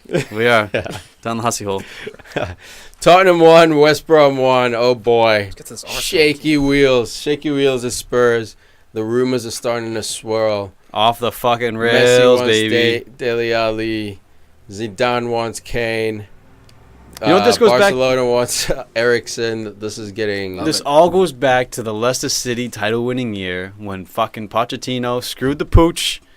You win that title, man. These guys stick around, no doubt, no problem. We won. We want more. We want 2 and 3. We want 3 and 4 or whatever. You know, they want 2 and 4. They probably would have won the next year too because they would have had the that momentum. extra confidence. Absolutely, going against Chelsea. Absolutely. Chelsea, yeah. But now that you lose, man, you let Leicester win. You finished in third in the end of the day, behind Arsenal. But dude, now Dele's getting. Is this gonna happen or not, Poch? Harry Kane. I think Harry Kane's the most loyal. That's it, But, man. Harry Kane. I think Dele Alli can jump ship. I think Christian Eriksen might. And Harry Kane is an English number 9, and English number 9s are famous for never leaving the Prem. The few that haven't found too much success away, but every other position is liable to leave. Dele Alli could leave. We've already not seen even English. We've already seen Kyle Walker leave. Yeah, we've seen Danny Rose because I went to Man City. United. I got triple the wages, and Danny Rose. And he didn't start. Danny Rose is eyeballing that. Yeah. Danny Rose is eyeballing that. Happy about that. I mean, anyone else is eyeballing that shit. Yeah. I mean, the first 2 to leave will probably be Danny Rose and Eric Dyer. Dyer, you think Dyer? Yeah. To where? He's been mediocre this year. Nope. He'd be nice at Liverpool, man. You could definitely use him at Liverpool. Yeah, he'd United. be good at Liverpool. I don't see him at United. They don't want him anymore. I mean, wanted him last year. Jose's been talking him up, and I think he might be a good replacement for Carrick as far as just that deep lying holding midfield. I know you're not He's about the him. John Obi Mikel, bro. But I think sideways with that guy. I think more than Mikel's a rock. He's not bro. that bad, man. Yeah, There's no Mikel. Mikel is the one and only, man. Exactly, one and No only one is sideways like passer. Yes, a rock. We don't need that. We got Matic as a rock. It's fine. I'd say he's more adventurous. We need than someone that. to help. No way, bro. You need we versatility. someone to help Pogba. Please get me a small center mid to help Pogba. Center mid, not a number 10, not a number 6. Harry Winks. Number 8. What happened like to a Harry Herrera? Anders. What happened All of to a him? sudden, Anders a number 6. I don't know what happened to him. I love him, but he can't pass forward now. I don't know what happened, Under. happened, man? Where's the creativity this year, bro? we need that Spanish Stripped swagger. his confidence. You put in Fellaini. Like, yeah, go on, big boy, do your thing. How are we on Man United, bro? I don't know, but All right, so getting back to Tottenham and Bullshit. players. That's suckered in. If they do not do anything Hey, this coming September, they will lose Dele Alli. The following What do you summer, mean? What do you mean by lose what do you mean by Eriksen, well? and the following summer, no Champions League. You'll lose Dele Alli this summer. Next summer will be in 2 summers will be Eriksen, and 3 summers Kane. So it'll be one of those top 3 players each and every summer. So they're not gonna make Champions League this year. If they keep playing the way they do. So they're not gonna make Champions League this year. No, I said if they do. If they don't. Okay. So in the F as zone. the table currently stands, Al, Spurs are sitting they're in up. 5th place. They're out for now. Arsenal yeah. above them at 4th place. Woo! You know what I mean? Top 4.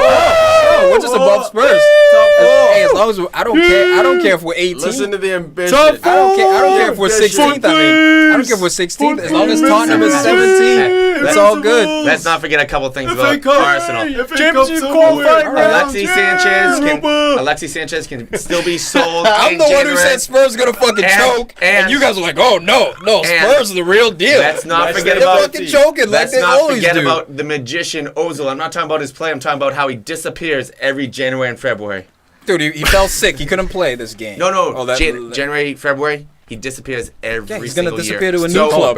I'm ready for Yeah, it. so you're gonna lose Alexi maybe in January. Dude, Solomon Rondon, sorry to bring us back. Yes. Yeah, we got to, bro. Solomon Rondon with the muscles, absolutely. He's a beast. Bodies up on. We talked about this is this not midweek. the Eredivisie. Fantasy talk. We talked about Rondon and Robinson Canu. You need to get Jay Rodriguez out of there, and boom.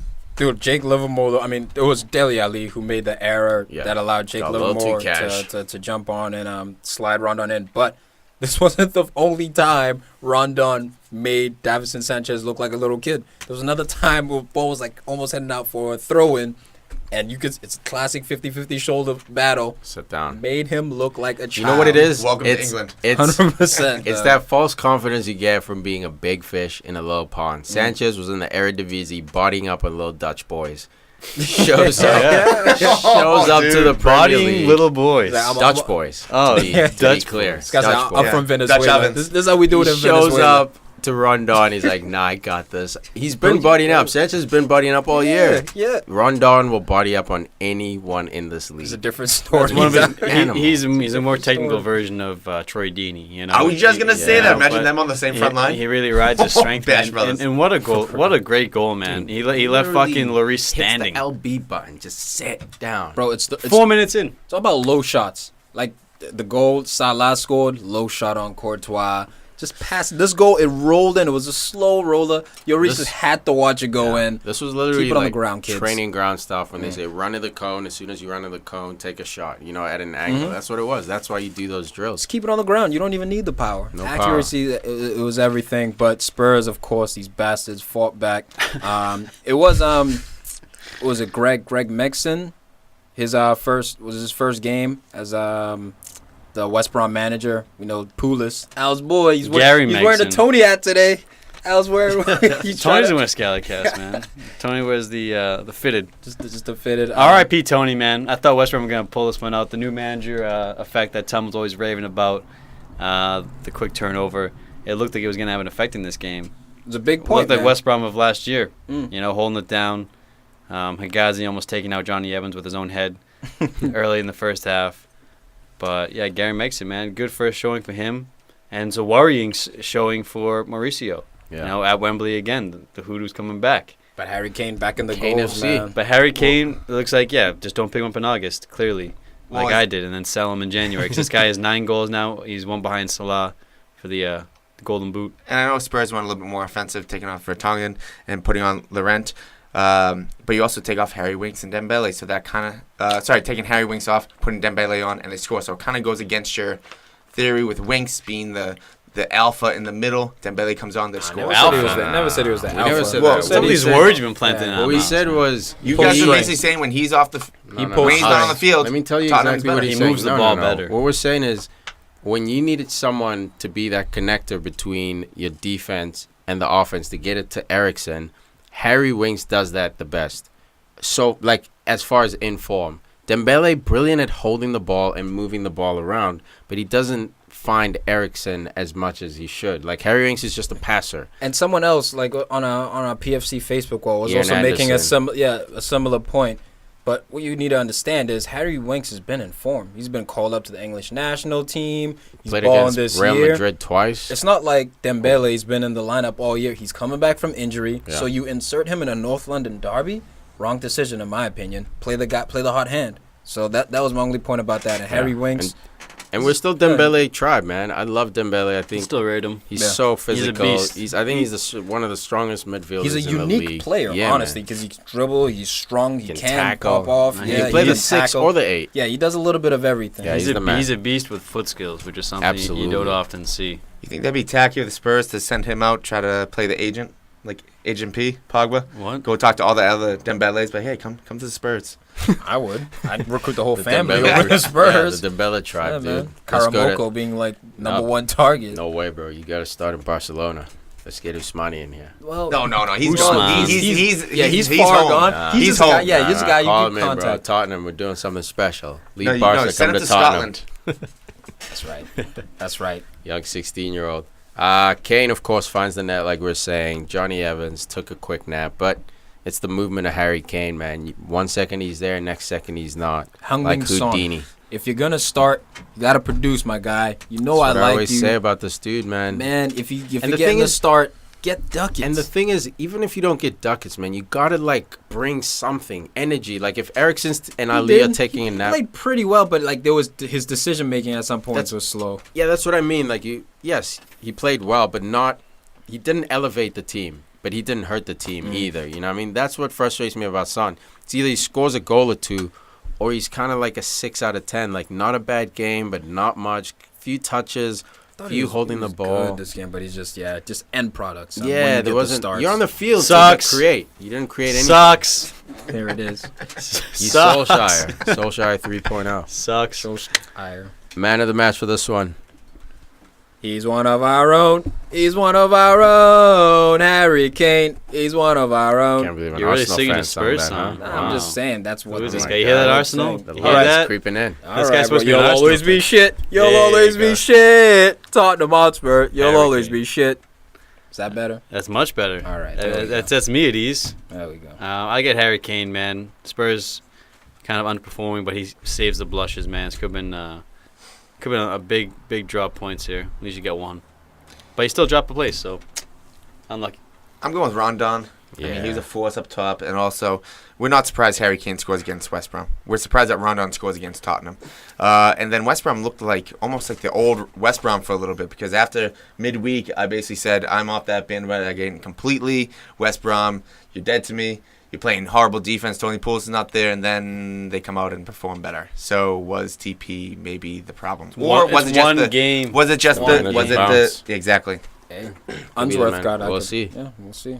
I'm Hopefully going to not. give it to Rondon as well, man. To score Rondon. that goal early and to do it so physically, I think gave his team the belief to at least try to hold on for a draw. He was so tired by the end of the game. Yeah, dude. Had low socks on, man. It's just battling. That's Absolutely it, man. Just battling. marching around the pitch.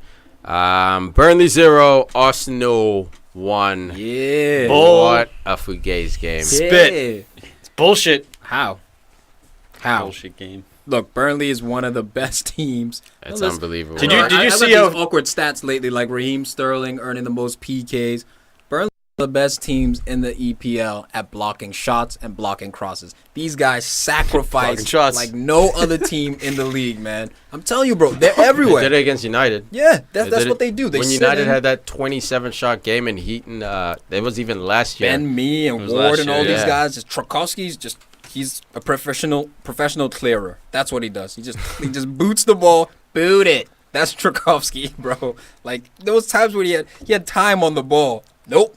Boot it. The Burnley Just way. went The deep, bro. defensive organization by Sean Dyke is It's just unbelievable. impeccable. My God. And it's not so much parking the bus as it is organized. Organized. It's just organizational, you know. And if you could have seen him, he almost sprinted off the field. He was so angry, like after this game, man, because Burnley worked so hard to Bro. neutralize Arsenal, and they did it magically. Alexis Sanchez couldn't do a thing really. Nope. You know, he was shut down entirely. He had one touch, 2 men on him, lose the ball every single time. They had 2 men on him, and yet they weren't wanting any other areas with the double team. And it really is unfortunate for me in fantasy with three with 3 Burnley players. Yeah, You you know, put dude, the I Burnley gamble. took one defender off just to be safe. I have 3 Burnley defenders course you did. held on till the 92nd goddamn minute. And the one defender I don't have, Tarkowski, is the one who caused the PK, man. Oh, I shit. think Why we don't Burnley have go him? to a 3-back.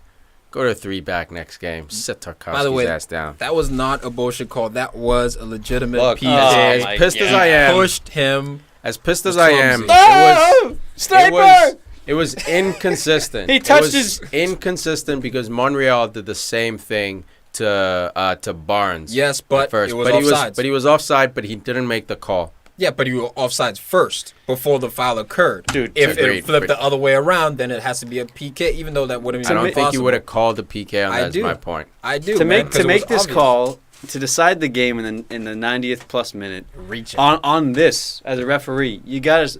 He was never gonna get to that ball.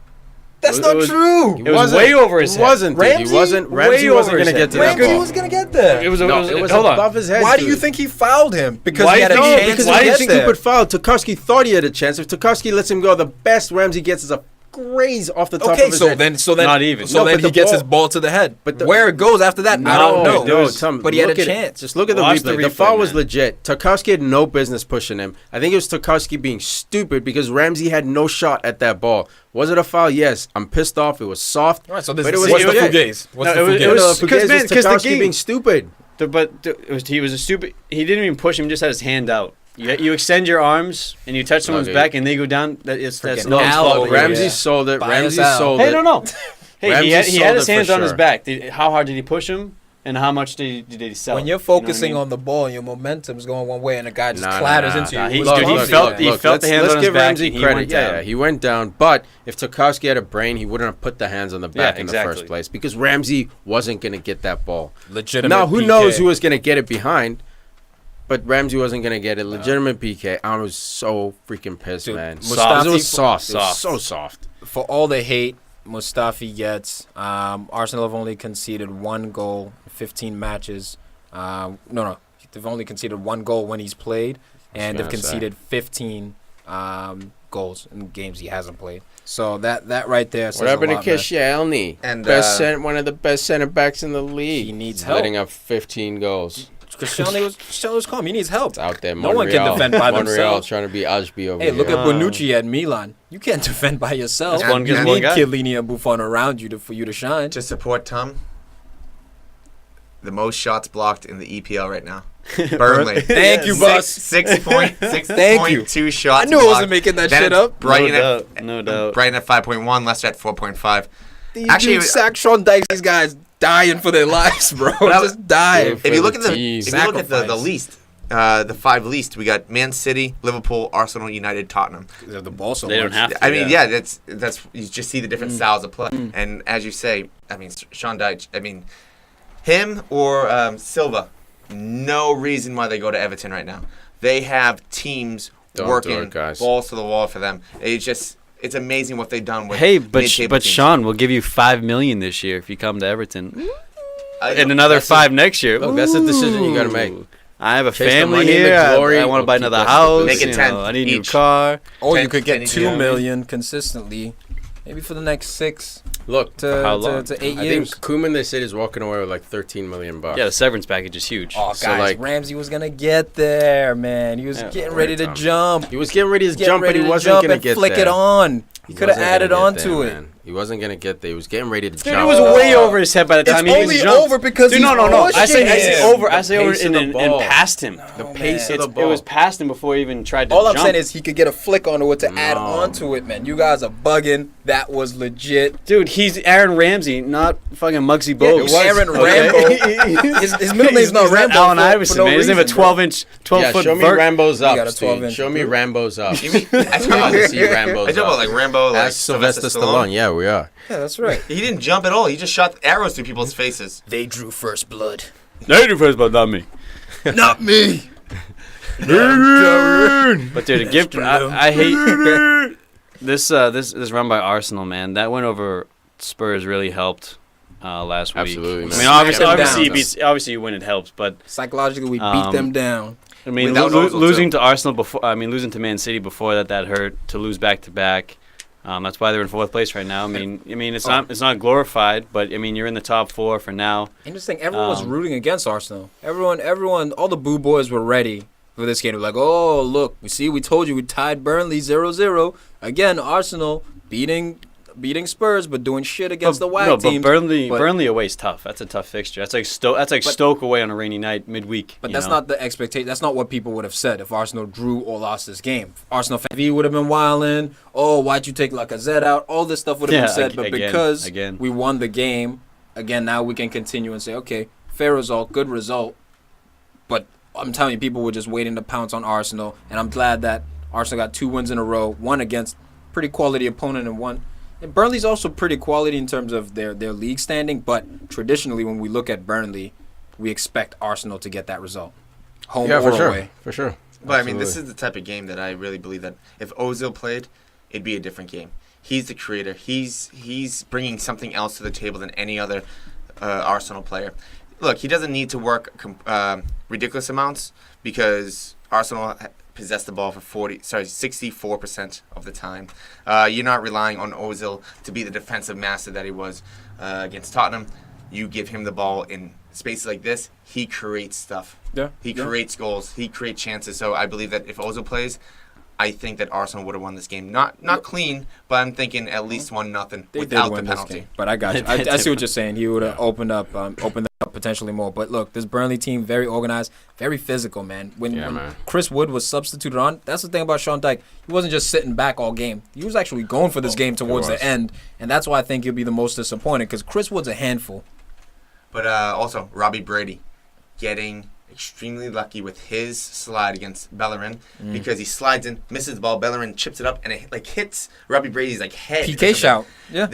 That is a PK shout. He completely missed the. If you look at it, no, he got lucky. I don't think it was a PK, but he got very lucky that Bellerin chipped it into his head because if he chips it and misses his head, that's a penalty. Yeah, agreed. Because he took, but he didn't get ball first. He didn't get ball first. Go to ground in the box right there. I hate that. No, but if he doesn't go to ground, it could get chipped around him. So I think him going to ground put his body in a way to block the chip. I think part of the sliding tackle wasn't necessarily to win the ball, it was to stop the cross, which he did, and that's what saved the penalty because he did the right thing. He got a little lucky. It's a gamble. Yeah, it was a gamble, but it paid off. I don't think it was stupid like, I'm just going to go for a slide. in the goalie box. Dude, only the brave do it. Don't be No, don't be afraid. No, brave people take shots in the wall. Dude, I've seen Eric Bailly make a last-ditch sliding tackle in the box to stop play. It's not about being brave. Yeah, there's a lot of brave people out there, but there's a lot of people out there that don't slide that make great plays by staying on your feet because you don't. But not always. That's why sliding exists. There's a lot of people who also don't make the play because they wish. I should have slid that time. I think Robbie Brady could have stayed up. No, but I think he could have. Fair enough, but he didn't, and it worked. Look, sliding is there as a desperation part of the game. To sit there and say you shouldn't be sliding in your box is crazy. He was beat. Bellerin beat him on speed. He had the the corner turned. If he doesn't slide, who knows? Bellerin maybe chips it over him and keeps going down the line, which he does all the time anyway. Look, man, I think that slide was a worthy gamble, dude. Yeah, it was worthy. Sometimes you get away with it, sometimes you don't. I see what you're saying. The general rule of thumb is do not slide in the 18 area, but unless you have to. Unless you have to, and I think you had to. I don't think you had to. All right, fair enough. All right. Well, yeah. All right. Just gonna leave it. Shout out to Sead Kolasinic, who. Kolasinic? He's probably been our most consistent purchase this summer. Lacazette has probably been our best in terms of what we needed, but he's been consistent on the field, man. He's always finding himself in spaces in the opposition 18. Defensively, doesn't get beat. Yeah, he's a beast, man. He's a new Kolarov. Yeah. He's just a big-bodied dude. Very, very a beast. Goodmanson as well, who was shitting though. Goodmanson. Got to shout out to Goodmanson. I thought he would be the one guy who was gonna get Burnley a goal. So on the other side of the ball, they had some guys, man. This was a good game, and Arsenal just snuck it out. 90th minute, baby. Lucky shits, man. This is the third game in a row you guys have won. Don't touch me. Don't. You want to lose that finger? This is you ever seen Lord of the Rings? Never. This is the third match in a row. Third match in a row where Arsenal have pipped Burnley in the last minutes. Yeah. Third game in a row, man. Got their number, man. Just Groundhog Day. They got their number. But I feel for Sean Dyche and this Burnley squad. I don't. Man of the match. I'm gonna give it to Sean Dyche because he's the manager, and no, I'm not gonna do that. I figured you would. Dude, that was a shit penalty by Sanchez too. Pope should have had it. That's what it wasn't because he got his fingers kills on me it. The most. It went underneath him. Good PK. He jumped over it. But I'll give it to Shukran Mustafi, leading that back line for Arsenal. I found out how to say his name. Skodran. Yeah. Skodran Mustafi. I agree with you. Yeah.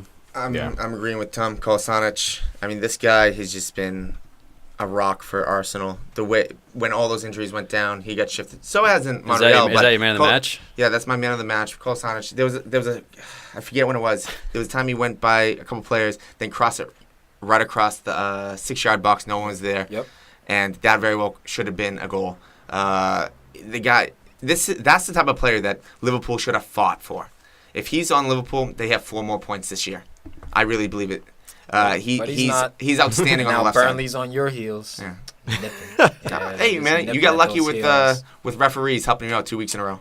Yeah, we got unlucky the week before Manchester City. I'm gonna give it. Yeah, that's why you paid the refs a little bit extra the last 2 weeks. Hey man, if you got it, pay it. Well, you're not spending on players, so you spend it on referees. You gotta spend it on someone. Spend it on Arsene. It is. Yeah, he's like the 4th or 5th highest paid manager in the world? It's already been spent on Arsene. That you know of. What's he taking through the back door? He's like a little Humpty Dumpty. What are you taking through the back door? Maybe he's taking you through the back door. I'm going to give it to Mustafi as well. Dutch boy. Shout out. You are a Huss boy. Shout out to Lacazette getting subbed out in the 79th minute. Dude can't catch 90 minutes whatsoever. Can't even play. Jeez, how does Giroud feel? He's picking out his next house. Where? Go on, everyone can France? leave. I'm down for a mass evacuation. Right before we get into Quick Touch, I want to talk to you real quick about DraftKings. Listen up, footy fans. Football season is underway. At DraftKings, there are so many ways to play. Choose from public contests with huge cash prizes or private contests where you can compete against your friends. They've even got beginner leagues for the casual and casual contests for the casual fan where you'll play against people of similar level. The only thing better than playing daily fantasy is winning cash doing it. Huge cash prizes and bragging rights await only at DraftKings. Use CLNS at DraftKings.com to play free for your first deposit for your share in $10,000 in total cash prizes. It's a lot of fajitas. It's a lot of meatball subs. Don't wait. I got you. Use code CLNS at DraftKings.com now and choose your lineup. You can seriously win cash tonight. That's code CLNS at DraftKings.com. The game inside the game. And on that note, guys, I mean, you're hearing the CLNS, promo code and everything. You're asking yourself, where are all these random letters? What does this all mean? Hussey, do you know? I did. You know what it means? You did? I did. You did? Do you know what? All right. No, well, tell me though. Okay, there you go. It was a rhetorical question. Failed that setup so bad. I'm supposed to say no, mate. You're supposed to help him, bro. Line. That's like in the past. Line. I knew, but So, no and. guys, as you may know, we work in close association with CLNS Media, who are a local broadcasting network here in Boston, our hometown, home city, represent. They cover all the big sports in town, like the Celtics, who are killing it in the NBA right now. The Patriots, Tom Brady. killing it as well. Revolution. No, Still waiting for that title. We'll be back next year. Red Sox, Bruins, etc. And they also cover guys like us, people trying to make it in this punted game. So they're not so big guys, but from us to the big boys, they also have live on-scene reporters at all these events. You can get tune in, so you get the action as it happens. So if you're looking for quality radio for your favorite sports teams, or if you're looking to be involved with broadcasting in itself, they have an option for that too. So to find out more information, you can go to clnsmedia.com, or you can download the app for free for your iPhone or Android by going to CLNS Media on the App Store there. Excellent. Check it out. Did you say free? Free. For free. Let's get into the Quick Touch real quick. Southampton 4, Everton 1. Take it away, Ring the Huss. alarm bells. Smell you later, David alarm Unsworth. bells. You're a club legend, but you are toast, my Is friend. it smell you later, Everton? No, absolutely not. Dude, they win this game, they're up into 11th place. It's just that simple. Okay. The chairman If was there. they would have been right up below, right up to the mid-table. They're not out of this. Not in relegation anymore. Look, I'm hearing Sam Allardyce alarm bells. Bring it and on. I'm not mad about it. This team is leaking goals. They He got would just smacked 5-1 against Atalanta, and then they get smacked 4-1 against a garbage-ass team. Go ahead. What's Sam Allardyce's favorite tactic in football? What? Sit back. I'm setting you up. Oh. What? Oh, I appreciate Come on, it. dude. Oh, I thought I wanted you to say it. professional. All right, I appreciate it. Should have disagreed. Sam Allardyce is known for his set pieces, for his dead ball scenarios and capitalizing with his big boys, yada, yada, yada. Gylfi Sigurdsson, one of the best dead ball experts on the planet right now from Iceland.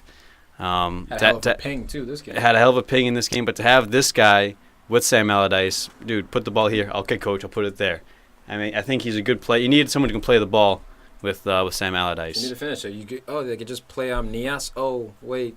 Suspended. Dude, I cannot believe that he left Wayne Rooney on the bench again. I feel bad. Rooney came into the squad with who just left Dutch dude? I'm blanking. Ronald Koeman. Koeman brought this guy into play, and he played every game that Koeman was there. As soon as Koeman leaves, see you later, Wayne Rooney. He's falling off. Nias goes down. I was like, all right, Rooney. I kept him in fantasy. Rooney's gonna make an appearance. Doesn't even come off the bench.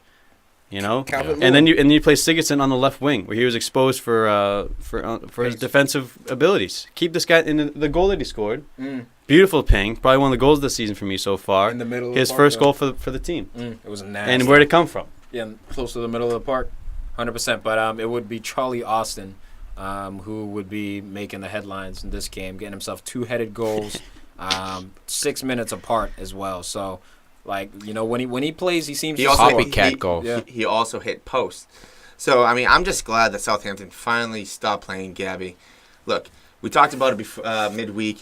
Gabby who? Gabby Adini. There you go. So when it comes down to him, he's the same thing as what happened when Mario Balotelli came into Liverpool. He scores great goals, but he's not a great goal scorer. He only has 3 goals on the year. He's so shaky. I'm glad that Austin is in. It would have changed everything fantasy-wise if I knew that he was going to play. Because, look, I believe you guys know how much I believe in Charlie Austin. It's just Definitely. those type of plays. Callum Wilson. Those type of plays that I just see that I really like this style. I like the fact that they're aggressive. They shoot whenever they can. When Dusan Tadic is playing the way he plays as well, Yeah. this is a different Southampton team. He's a guy who's disappeared. I just lately. dropped him in our draft. The last game God. the last game he was napping. Got few, caught out for a couple Tadic? goals. Yeah, Last 10 weeks he's give been him the napping. ball away. And the guy in Liverpool should have signed Ryan Bertrand with 2 assists. Yes, and What's those wrong with y'all? and both those goals don't happen if Gabby Dini's in the field because he doesn't have the aerial threat that Charlie Austin poses. Yeah. And those 2 goals, man. I mean, I don't understand why Jack Yelka's getting dragged out to the sideline like that. I know Kenny was in there. Jags. They really need. You know what it is? It's the 3-5-2, man, and that's why the difficulty with playing wing backs is that oftentimes what happens, the other team's wingers fall responsibility to the 2 outside center backs. And they get sucked out. And then but you have to like shift, and that's exactly what The happened. first Ashley goal Young- happened like that. Both goals for Charlie Austin. Ashley Young is forced to cover that first post because Jags is stretched, and then Keane is supposed to come up and mark up tight on Charlie Austin. But his movement's too good. His movement's too good, and Keane's too slow to react to that 100%. switch. You know, you're supposed to shift very quickly, and then you're hoping that your wing back has had enough time to recover in. and make up that third thing. It was great movement by Southampton, moving the ball Yeah. very quickly. But we'll keep this quick touch. Absolutely. Southampton in 10th place. Put in Ramirez. Sandro. Okay. Thank you for talking over me. Well, he didn't allow me to talk. So You just rude. moved on right away. Because it's a quick touch. Let's go. How much you want? Southampton 10th place. You want some You tissues spoke. over there? Dry your eyes. Yeah, but Everton that was 16th. about Austin. Then you guys took it away. Then I thought it was going to bounce back to me. I thought it was like tennis. I didn't. You say something, I say something. You say something, not. Nope, just move on. It's Okay. the longest quick It's not. touch.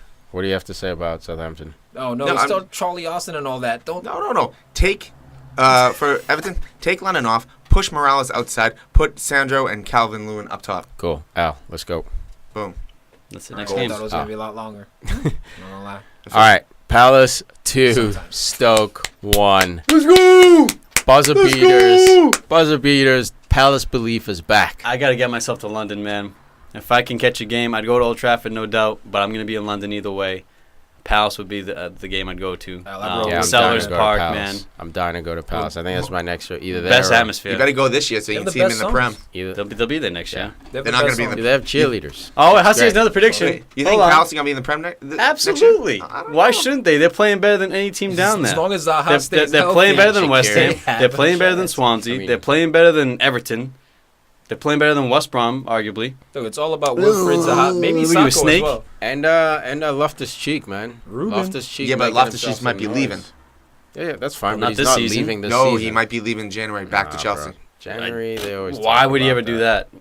Look, Is it his choice? Nathan No, did Chelsea. it.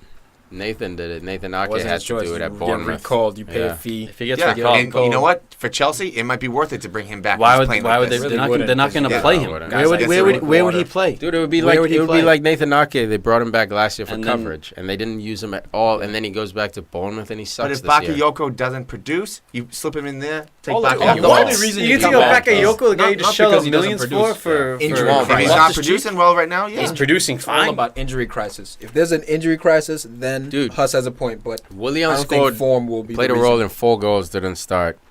There's no way Loftus Cheek goes in there and Bakayoko takes a nap and he starts. There's just no way. Signed Jenny Danny Drinks Drinks, can't too. even get a game. Okay, put it this way. It's Chelsea. They did it last year. Why would it be outrageous to say that they bring him back this Because year? they don't need him. Injuries, mate. But yeah, Newcastle Crystal, zero. hold on, Crystal Palace. Let's talk a little bit more about Palace. Just another 20 seconds. Yeah, Palace won. Everyone happy. Roy Hodgson, last minute winner. All right, let's go. Next game. This team's saved, man. We're not going down without a fight. It's Nice goal by Shaqiri. Sucks. No, because I picked up Speroni. I thought Hennessy was going to be out a little bit more. Sucker. Newcastle 0, Watford 3. Team to watch. Absolutely doing work here, man. Carlton Hughes. Al's boy Hughes. Willie. And Richarlison as Willie well. Boy. I knew Hughes was gonna be up, man. This guy can play. This team is so exciting to watch. They really. You guys always call me out about my Bournemouth boy. Harry Arter. Stanislas. About really standing behind. I'm calling you out now. You stand behind Will Hughes. You gonna pick him up this week? I'll stand behind Richarlison. I can't. I already have Kabasele and Richarlison. Triple Watford, Kiko. son. Am I gonna pick up a third Watford boy? I might just do Watford and Burnley. No, that's and Man City. That's my fantasy squad right now. Right. But that'd be risky, man. But yeah, Watford doing the damn thing. Man, away from home. Unstoppable. Newcastle United. Sort it out, mate. Sort it out. Yeah, up and down team. Getting pumped by United. Now you're getting pumped by Watford. 7-1 goal difference last 2 games. At home. It's unacceptable, man. And yeah, you're still in 14th, first year up. 4 losses in a row. 4 losses on the bounce for Rafa after they were looking so good for a little while there. Welcome back to but the they got to sort it out, get back on track. Does Marco Silva have it all figured out? For now. Ask me mid-January, when he's gone through that stint of the holiday. All right. That's when we'll know if he's about to slide. But so far, hell yeah, just like Burnley. But there's always that team that hangs out 7th, 6th, threatens top 4. By February, reality's kicked in. I feel bad for Yedlin. Gets an assist last week, gets an own goal this week. It was unlucky, too. It was an unlucky Rough own goal. EPL life, son. Absolutely. You got to work on those ladders, man. You got quick feet. Get that foot out there faster. Hey, man, my tip. Yeah, Matip just get a wheelchair, man. Sub. You see him try to foul? He tried to foul. Who's he trying to foul? Like Hussey? No, trying to Morata. He's trying to foul Morata. He couldn't even touch his shirt. Matip's like Matip, you making me exposed. Matip is like a skinny version of Shaquille O'Neal. Like, oh, get over here. Like, he can't move over. It's just... West Ham won, Leicester won. Fair result. West Ham showing fight and heart. Unfortunately, can't get the result. But I was proud of their performance here, man. I don't want to see West Ham go down. I don't want to see Moyes' career just go up in flames. But if they can get more he's already on fire, bro. No, it's on fire. No, it's on fire. He is Joan of Arc, you know? It's on fire. You can save the structure of the house. It's on fire, but he got put in charge of West Ham, one of the most storied clubs in the EPL in England. A massive club as far as expectations from the fans. So to give him this job, I think this is it. If he fails now, you got to go to the championship and try to work your way back in. Yeah, they might be blowing their bubbles in a different league next year. I see what you did there. 2 managers here, Claude Puel, David Moyes, who are going to be under pressure. So it's going to be interesting to see. Under pressure. Swansea 0, Bournemouth 0, snooze fest. Fine burner. Absolutely nothing too much to say about this game. Both teams struggling. Eddie Howe, maybe not a bad result based on the way his team has performed this year.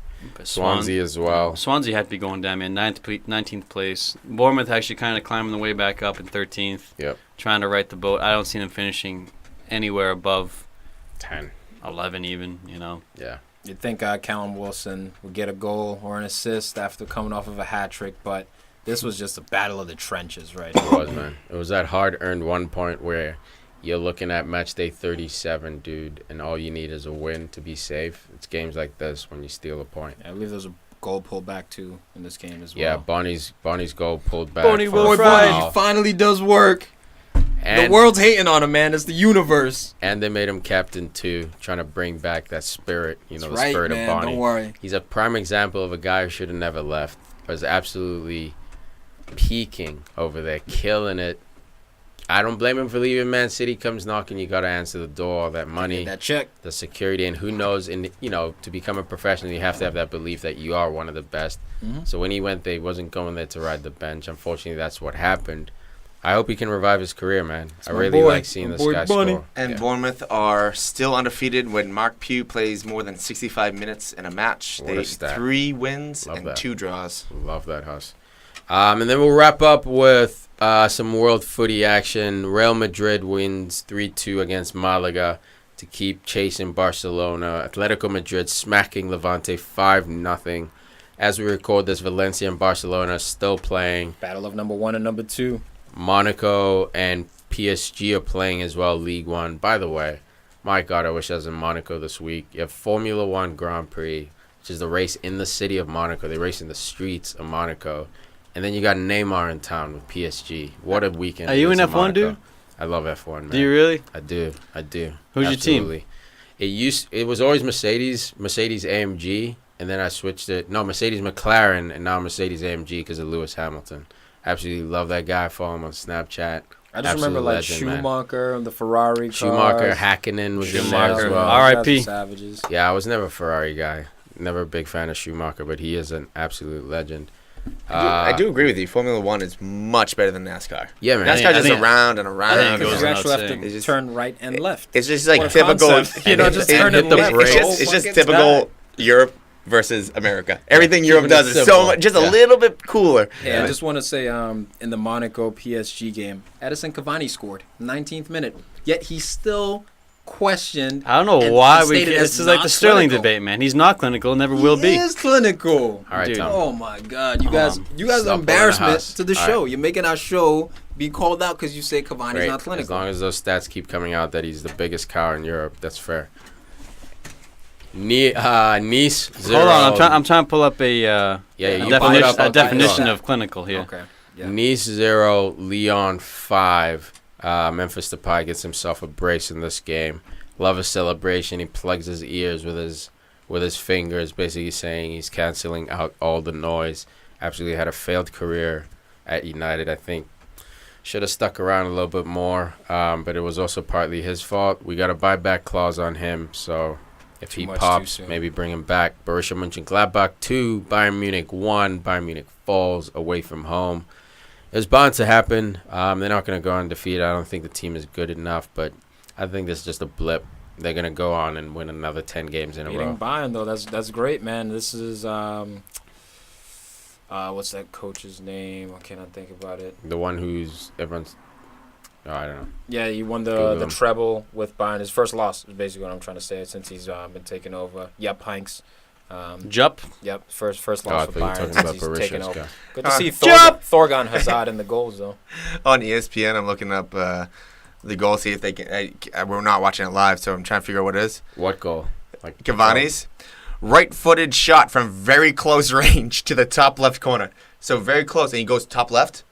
Yeah, that's clinical. It was probably the goalie was on him. I'm probably thinking that he mishit it, and he's trying to go bottom right, and he hits top left. Okay, he has 16 goals and 2 assists in 12 games. Yeah, well, look at the league he's in, and look at his teammates. So let's demean the league now, not the stats. No. You, Tom, the stats Tom, guy, now demean him because of the competition you're around. overlooking the stats. The stats is he gets the supply. The fact that he had the most missed chances means what? He gets the most chances, which means what? He's probably going to score the most goals. You put Cavani on Southampton, he's going to have cowish moments because the supply isn't there. Everyone has cowish moments. No, but he had the most by far in Europe. And yet he also had a crazy conversion rate and 40-plus goals. Because anyone of who his scores chances. 40-plus goals. No. Zlatan didn't miss like him, bro. Zlatan scored 50 goals the season before. More clinical. But there's levels to this clinical game. There's levels. And I'm saying Cavani Zlatan was more clinical, but it doesn't mean Cavani's not. If I want Aguero or Cavani, 10 chances, Cavani scoring 7, Aguero scoring 9.5. Okay, cool, because he's more clinical. But for me, 7, no. No, for me, world class, it's like world class is such an elite category. Clinical is such an elite category that just because you're scoring the most goals doesn't make it. When a man's banging in goals, that to me is... But Kevin Phillips at some point was count his goals. He was clinical that year. Count his... That year he was when he got 30-something goals. For me, it's a career thing. Clinicality is a career wow. thing, You want to not talk a about form. Cavani's career? You want to talk about Cavani's career at Napoli? The most chances missed. That's what it comes down to. At Napoli? Chances missed. Count Cavani's goals. I'll look back on that one. Yes. And then count Cavani's whiffs. Thank you. Where the ball just is under his feet and you... That's all we're saying. Cavani has that in his game. Just like because he has more of those, it does not mean he's not clinical. Yes, he has more. I'm acknowledging. I'm looking at all the stats, and I'm looking at the end of the day, what's the most important thing? The goals you do score. But that's the goals you do score. No, not when we're discussing clinicality. Yes. Not when we're discussing specifically clinicality. This shit will rage on forever. Absolutely. I don't know why you keep bringing it back. Because the stats are against him. No, the numbers. And I'm looking at strictly numbers. Making us look bad. That's why. I wouldn't say that. Yeah, it's emotional. And look, he does score unbelievable goals. Didn't he have one this past week? Debate. He had an unbelievable goal this past week.